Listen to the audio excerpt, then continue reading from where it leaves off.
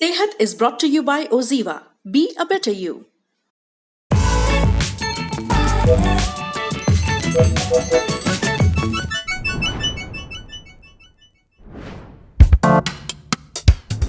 Covid का समय है। अब इस वक्त हम सभी यही कोशिश कर रहे हैं कि हमारे जो बड़े बुजुर्ग हैं उनको घर के बाहर ना जाना पड़े।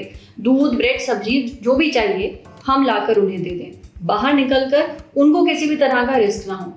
पर विभव की कहानी बहुत अलग है, काफ़ी दिल तोड़ने वाली है, काफ़ी दिल दुखाने वाली है। 18 साल के हैं, बड़ौदा के रहने वाले हैं। उन्हें 3 साल की उम्र से मस्कुलर डिस्ट्रोफी नाम की एक बीमारी थी। इसमें इंसान की जो मांसपेशियां होती हैं, जो मसल्स होती हैं, वो बहुत ही ज़्यादा कमज़ोर हो जाती हैं। इतनी कि उठना बैठना मुश्किल हो जाता है, चलना बहुत ज़्यादा मुश्किल हो जाता है। समय के साथ मांसपेशियां कमज़ोर हो जाती हैं और कुछ समय बाद इंसान व्हीलचेयर पर आ जाता है। ऐसे में बचपन से विभव का ध्यान उनके पापा रख रहे थे। विभव बताते हैं कि वो बहुत हद तक अपने पापा पर निर्भर थे। घर के बाहर जाना, सामान लाना, ये सब उनके पापा करते थे। विभव को अफसोस है कि उनके पापा को उनका ध्यान रखना पड़ता था। पिछले साल उनके पापा को कोविड हुआ, वो बच नहीं पाए। अब विभव को गिल्ट है, बहुत ज़्यादा गिल्ट है। विभव ने बहुत सारी बातें हमें बताई। उनको सबसे ज़्यादा मलाल ये है कि वो अपनी कंडीशन की वजह से घर के बाहर जाकर ज़्यादा काम नहीं कर पाते थे। विभव चाहते हैं कि हम लोगों तक, सरकार तक, उन NGOs तक मस्कुलर डिस्ट्रोफी के बारे में जानकारी पहुंचाएं जो लोगों की मदद कर सकते हैं, ताकि इससे जूझ रहे लोगों को सही मदद मिल सके। कोविड काल में ये और भी ज़्यादा ज़रूरी है। विभव का कहना है कि मस्कुलर डिस्ट्रोफी के बारे में लोगों को जागरूकता नहीं है। ज़्यादातर लोगों को पता ही नहीं कि ये क्या है, कितनी दिक्कत होती है। हम इस पर एक शो बनाएं और उनकी कहानी लोगों तक पहुंचाएं। इसलिए हम आज बात करेंगे मस्कुलर डिस्ट्रोफी के बारे में। डॉक्टर से जानेंगे इस बीमारी के बारे में सब कुछ। अब सबसे पहले तो ये समझ लीजिए कि मस्कुलर डिस्ट्रोफी क्या होती है। मस्कुलर डिस्ट्रॉफी एक आनुवांशिक बीमारी है जिसमें मांसपेशियों की संरचना या स्ट्रक्चर के लिए जो प्रोटीन जिम्मेदार होते हैं, जो उसके स्केलेटल या फ्रेमवर्क बनाते हैं, उसमें खराबी आ जाती है। यह खराबी अमूमन एक जेनेटिक कारण से होती है, जिस कारण से हमारे क्रोमोसोम या DNA या गुणसूत्र में कोई म्यूटेशन हो जाता है, जेनेटिक कोड में खराबी आ जाती है। फलस्वरूप जो प्रोटीन बनते हैं वो खराब होते हैं, त्रुटिपूर्ण होते हैं, स्ट्रक्चरल डिफेक्ट होता है उसमें। इस कारण से मांसपेशी धीरे धीरे कमजोर होने लग जाते हैं, पतले होते जाते हैं, उनमें ताकत की कमी हो जाती है। इस आनुवांशिक कारण से जो मांसपेशियों में कमजोरी आ जाती है, इसे मस्कुलर डिस्ट्रॉफी कहते हैं। न्यूरोलॉजिस्ट मरीज की विस्तृत हिस्ट्री लेते हैं कि कैसे शुरू हुआ, कैसे कैसे आगे बढ़ा, शरीर के किस किस हिस्से में कमजोरी है, या फिर वो दिन रात में क्या फर्क पड़ता है, और साथ में दर्द है कि नहीं, संवेदनाओं की उसमें नाश हुआ है या कमी आई है कि नहीं, उसके रिफ्लेक्स कैसे हैं, उसमें दर्द कैसा है। इन सारी चीज़ों का विवरण लेने के बाद न्यूरोलॉजिस्ट इस नतीजे पर पहुंचते हैं कि जो कमजोरी आई है वो नसों की वजह से है या बाकी चीज़ों की वजह से है या सिर्फ मांसपेशी की वजह से है। अब अगर मांसपेशी की वजह से कमी आई है, ताकत में कमी आई है, कमजोरी आई है, तो इसे हम मायोपैथी कहते हैं। मायोपैथी यानी मांसपेशियों की बीमारी।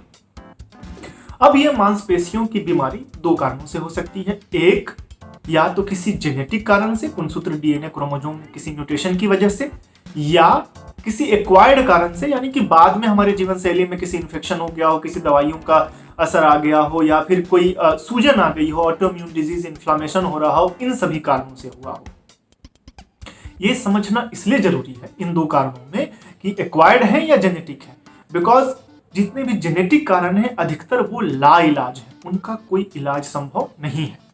लेकिन इससे दिखने में मिलती जुलती चीजें होती हैं, लेकिन वो अलग होती हैं। वो एक्वायर्ड कारण होते हैं, वो मेटाबॉलिक कारण से हो सकते हैं या इन्फ्लामेशन की वजह से हो सकते हैं। अदर जो मायोपैथी जो है, मस्कुलर डिस्ट्रॉफी के अलावा जो मायोपैथी है, मसल की बीमारियां हैं, उनका इलाज संभव है।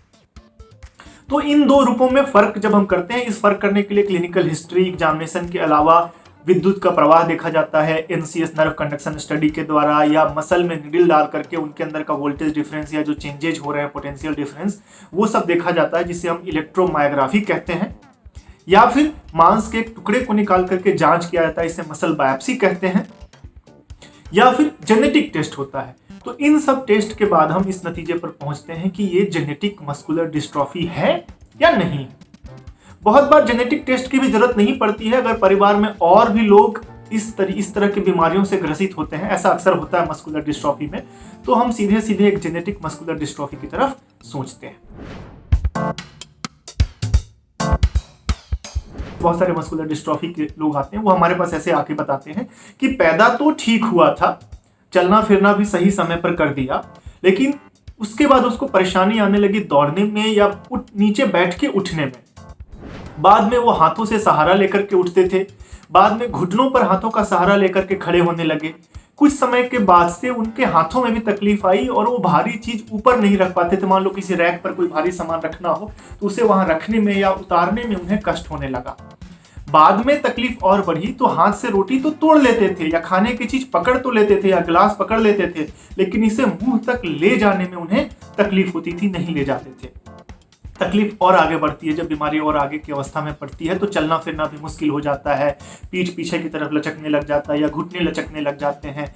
बाद में बिस्तर में करवट बदलने में भी तकलीफ होने लग जाती है। और बीमारी जब और आखिरी अवस्था में पहुंचती है तो उनके फेफड़े और हृदय की शक्ति भी कम होने लग जाती है, सांस लेने में तकलीफ होने लग जाती है और उसमें जान जाने का खतरा होता है। चिकित्सा विज्ञान ने जितनी भी प्रगति कर ली हो, अभी तक हम कोई क्योर या जड़ से इसका इलाज नहीं ढूंढ पाए हैं मस्कुलर डिस्ट्रॉफी का। अवश्यंभावी रूप से इरिवर्सिबल तरीके से बीमारी धीरे धीरे आगे ही बढ़ेगी, धीरे धीरे कमजोरी ही बढ़ेगी। कितनी गति से बढ़ेगी यह बात निर्भर करता है कि कौन सी जेनेटिक म्यूटेशन है, कौन सी मस्कुलर डिस्ट्रॉफी है। तो क्या ऐसे मरीजों को मरने के लिए छोड़ दिया जाए? नहीं, बिल्कुल नहीं। जितने उनके बचे हुए मसल रिजर्व होते हैं तो अच्छी फिजियोथेरेपी से, अच्छे न्यूरो रिहैबिलिटेशन सेंटर में हम उनके रिक्वायरमेंट के हिसाब से उनकी ट्रेनिंग कराते हैं ताकि जो बचे खुचे मांसपेशियां हैं उनमें ताकत बढ़ाया जा सके, उनको ट्रेनिंग दी जा सके, ताकि उसके सहारे से प्लस में कुछ प्रोस्थेसिस या रोबोटिक्स या मैकेनिकल डिवाइसेस दे करके, उनको वॉकिंग एड दे करके या फिर रोजमर्रा की चीज़ों के लिए मशीनों से मदद करके उनके ऑक्यूपेशनल रिहैबिलिटेशन के द्वारा उनकी इंडिपेंडेंस को बनाए रखने की कोशिश करी जाती है, ताकि अपनी रोजमर्रा की जिंदगी के लिए वो किसी दूसरे पर एक बोझ बनकर ना रहे। एक और बात, ऐसे मरीजों को जितनी जल्दी हो सके उन्हें झूठी उम्मीदें न दें, उन्हें बताएं कि आपकी बीमारी ये है और इसके साथ ही आपको रहना होगा, बीमारी आगे बढ़ेगी। तो उसके बाद उनके अंदर का आत्मविश्वास बनाए रखने की जरूरत है। और सबसे जरूरी चीज, चूंकि ये एक जेनेटिक बीमारी है तो बहुत हद तक संभावना है कि अगर ये बच्चे पैदा करते हैं तो उनके बच्चों में भी ये बीमारी जाने की संभावना रहती है। तो उनमें जेनेटिक काउंसलिंग बहुत जरूरी है। उन्हें ये सलाह दी जानी चाहिए कि वे बच्चे पैदा ना करें जिनमें की ये बीमारी होने की संभावना ज़्यादा है, या तो गोद ले लें या IVF का सहारा लें या फिर जेनेटिक काउंसलिंग की सलाह से ही बच्चे पैदा करें, ताकि गर्भ में ही बच्चे की जांच हो जाए कि उनके अंदर ये म्यूटेशन है या नहीं है, वो बच्चे जो पैदा होंगे उनके अंदर ये बीमारी होगी या नहीं होगी। डॉक्टर साहब के मुताबिक कई मस्कुलर डिस्ट्रोफी के लक्षण बचपन में ही दिखना शुरू हो जाते हैं, इसलिए जरूरी है कि माँ और बाप इन लक्षणों पर नजर रखें। लक्षण दिखने पर इलाज शुरू कर दें। साथ ही जो NGO या गवर्नमेंट बॉडी हेल्थ से जुड़ी पॉलिसी पर काम करती हैं, वो मस्कुलर डिस्ट्रोफी से ग्रसित लोगों की भी मदद करें। इस वक्त तो ये बहुत ही ज्यादा जरूरी है। अब बढ़ते हैं सेहत के अगले सेगमेंट की तरफ। जानते हैं जीने के लिए सिर्फ एक ही किडनी जरूरी क्यों है।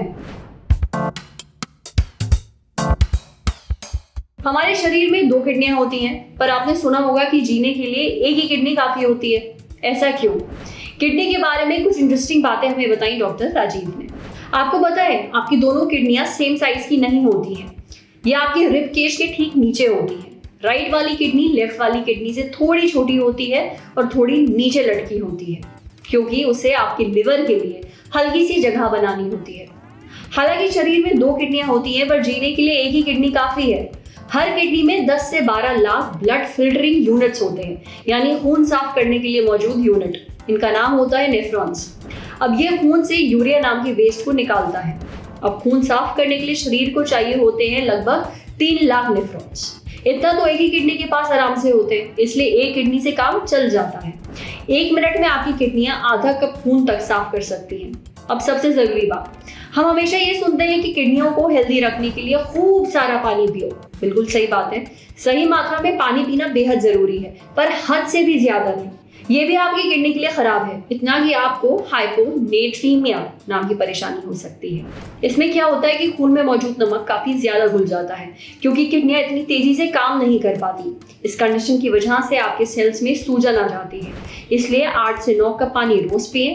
वैसे आपका यूरिन आपको बता देता है कि कहीं आपके शरीर में पानी की कमी तो नहीं है, आपको डिहाइड्रेशन तो नहीं हो रहा। अगर आपका यूरिन डार्क है मतलब आपको पानी पीने की जरूरत है, आपके शरीर में पानी की कमी है, समझे।